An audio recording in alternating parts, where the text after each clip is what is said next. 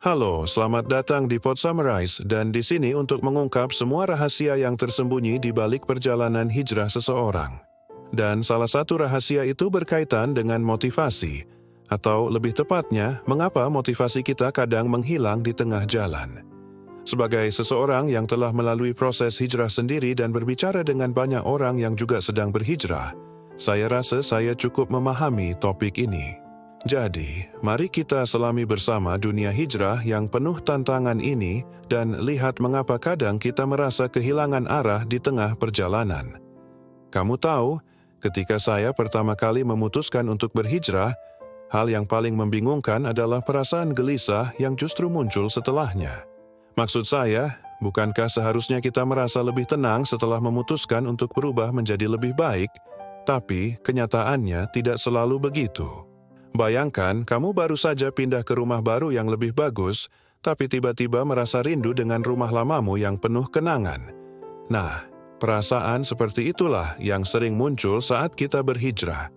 Jadi, mari kita bicara tentang fenomena ini, tentang bagaimana kita bisa merasa kehilangan arah justru setelah memutuskan untuk mengambil jalan yang benar. Ini seperti paradoks, bukan? Kita memilih jalan yang lurus, tapi tiba-tiba merasa tersesat. Bagaimana bisa? Nah, itulah yang akan kita bahas hari ini. Udah hijrah, tapi kenapa hati masih nggak tenang? Kok kayaknya makin jauh, makin gelisah, padahal semua udah aku tinggalin. Kamu pernah ngerasa kayak gitu? Saya yakin banyak dari kita yang pernah mengalami perasaan ini. Hijrah udah dimulai. Kamu tinggalkan kebiasaan lama. Kamu jauh dari lingkungan lama. Kamu mulai belajar agama. Tapi justru di tengah semua itu, kamu mulai ngerasa sendiri. Kosong, sunyi, nggak ada yang ngerti. Ini seperti kamu baru saja pindah ke kota baru yang asing, meninggalkan semua teman lamamu, dan tiba-tiba merasa sangat kesepian. Padahal kamu tahu ini adalah keputusan yang benar, tapi tetap saja ada sesuatu yang terasa hilang. Tapi tahukah kamu, hijrah bukan akhir, tapi awal. Ya, kamu nggak salah dengar. Banyak orang kira hijrah itu ujung jalan, padahal hijrah itu start line. Ini seperti kamu baru saja mendaftar ke gym. Mendaftar saja tidak akan membuat kamu langsung bugar, kan? Kamu harus mulai latihan, dan awalnya pasti akan terasa berat dan melelahkan. Ketika kamu memilih hijrah, kamu bukan masuk ke zona nyaman. Kamu masuk ke zona tempaan. Di situ kamu diuji, bukan karena Allah benci, tapi karena Allah sayang. Ini seperti seorang pelatih yang memberi latihan berat pada atletnya, bukan karena dia ingin menyiksa sang atlet, tapi karena dia ingin atletnya menjadi yang terbaik. Ada sebuah ayat dalam Al-Quran yang sangat relevan dengan situasi ini. Apakah manusia mengira mereka akan dibiarkan berkata, "Kami telah beriman," sedangkan mereka belum diuji? Quran Surah Al-Ankabut ayat 2. Lihat, bahkan Al-Quran sudah memberitahu kita bahwa ujian itu pasti datang setelah kita menyatakan iman kita. Sekarang, mungkin kamu bertanya-tanya, kenapa hati masih gelisah? Mungkin kamu mikir, aku udah benar kok, tapi kenapa hidup malah jadi berat? Jawabannya sederhana tapi dalam. Karena Allah lagi membersihkan hatimu. Ini seperti ketika kamu membersihkan kamarmu yang sudah lama berantakan. Awalnya, kamar itu akan terlihat lebih berantakan karena kamu mengeluarkan semua barang untuk disortir. Tapi setelah proses itu selesai, kamarmu akan jauh lebih rapi dan nyaman. Iman itu bukan cuma soal ilmu, tapi juga tentang ikhlas, sabar, dan percaya. Kadang Allah ambil hal-hal yang kamu cinta, biar kamu balik cinta sama Dia. Ini mungkin terdengar kejam, tapi sebenarnya ini adalah bentuk kasih sayangnya. Seperti orang tua yang mengambil mainan anaknya yang rusak untuk diganti dengan yang baru dan lebih baik. Kadang kamu dikasih rasa sepi, biar kamu cari Dia dalam sunyi. Kesunyian ini bukan hukuman, tapi kesempatan. Kesempatan untuk mendengar suara hati kita yang selama ini teredam oleh kebisingan dunia. Ini seperti retreat spiritual, di mana kita menjauh dari hiruk-pikuk dunia untuk menemukan kedamaian dalam diri kita sendiri. Mungkin kamu udah capek, tapi ingat, bertahan itu ibadah. Ya, Kamu nggak salah dengar. Bertahan dalam proses hijrah, meskipun berat, adalah bentuk ibadah. Ini bukan soal kamu melakukan sesuatu yang luar biasa. Ini soal kamu tetap konsisten dalam kebaikan, meskipun godaan untuk kembali ke kebiasaan lama sangat besar. Mari kita lihat contoh dari para nabi. Nabi Yusuf sabar dalam penjara. Nabi Musa diburu penguasa. Nabi Muhammad pun dihina, ditolak, difitnah, tapi mereka tetap teguh, karena mereka tahu Allah nggak pernah ninggalin hambanya yang bertahan di jalannya. Ini seperti seorang atlet yang tetap berlatih meskipun belum memenangkan medali apapun. Dia tahu bahwa ketekunannya akan membuahkan hasil suatu hari nanti. Dan ingatlah, kamu nggak sendiri. Banyak yang sedang dalam fase ini. Tapi sayangnya, nggak semua orang mau bicara soal ini. Mungkin karena mereka malu atau takut dianggap lemah. Tapi percayalah, banyak orang yang mengalami hal yang sama sepertimu.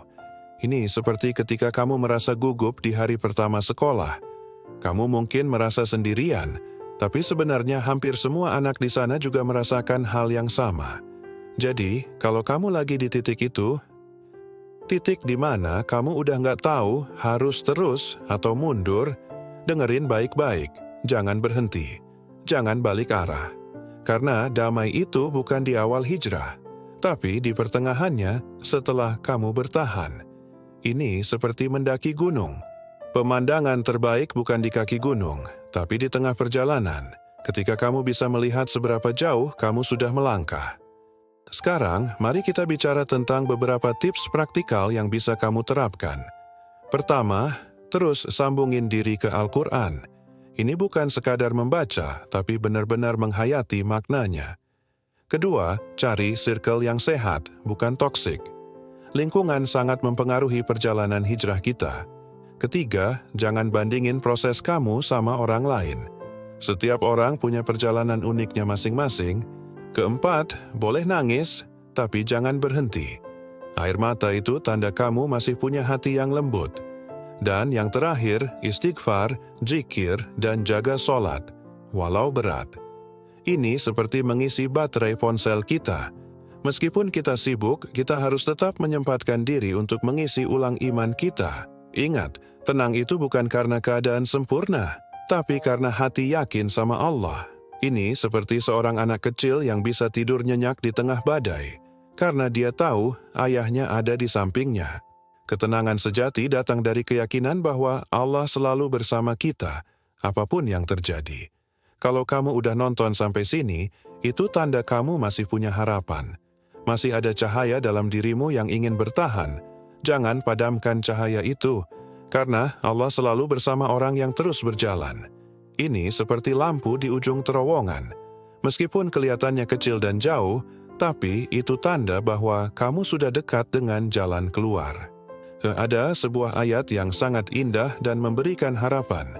Maka sesungguhnya bersama kesulitan, ada kemudahan.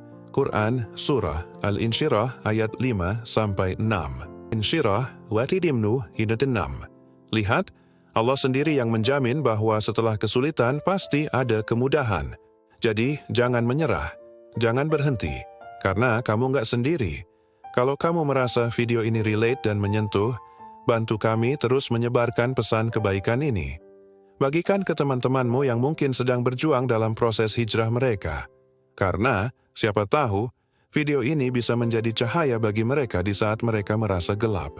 Oh, dan jangan lupa untuk subscribe Pod Summarize, tempat di mana kamu bisa nemuin arah, makna, dan motivasi lewat percakapan yang jujur dan dalam. Ini bukan sekadar cerita biasa. Ini adalah tempat di mana kita bisa bukan sekadar dengar, tapi merenung, berubah, dan bertumbuh. Bayangkan ini seperti oasis di tengah padang pasir, tempat di mana kamu bisa menemukan kesejukan dan pencerahan di tengah hiruk-pikuk dunia. Kamu nggak sendiri. Kami di sini bareng kamu, karena perjalanan ini lebih ringan kalau dijalanin bareng. Ini seperti perjalanan mendaki gunung. Jauh lebih mudah dan menyenangkan jika kita melakukannya bersama-sama, saling mendukung dan menguatkan.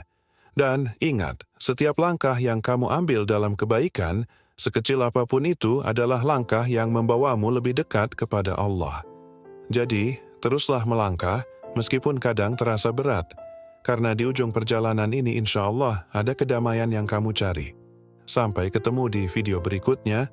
Assalamualaikum